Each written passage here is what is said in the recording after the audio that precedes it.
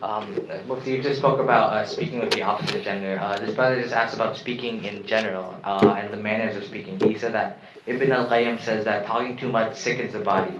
And I realize that a lot of my problems come from my habit of speaking too much. How can I take steps towards holding my tongue and my opinions?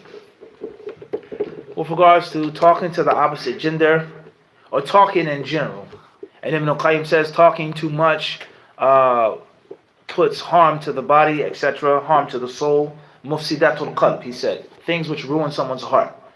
Women have fudulul kalam, talking too much. How can I put a stop to talking too much, etc.? It depends on what you're saying when you talk.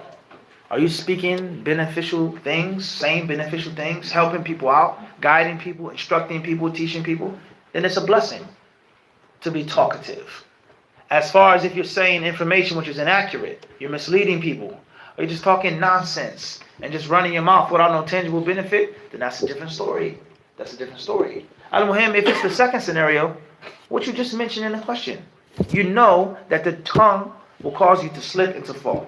The more you talk, the more likely you are to make a mistake and it sounds foolish. So just remind yourself of that.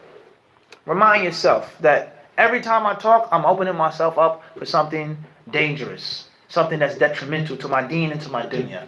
So when you want to think or when you want to talk, think about it and ask yourself the question, is what I'm about to say beneficial or not?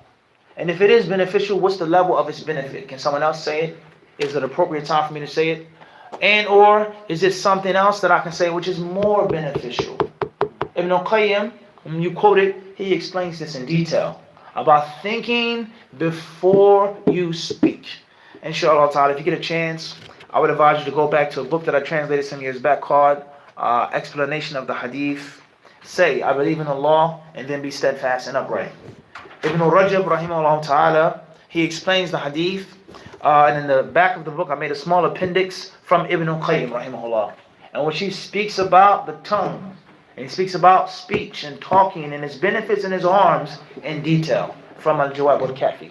So go back to that book in English, and also go back to the book in Arabic for the details with regards to how to control the tongue, the danger of the tongue, and also the benefit of the tongue.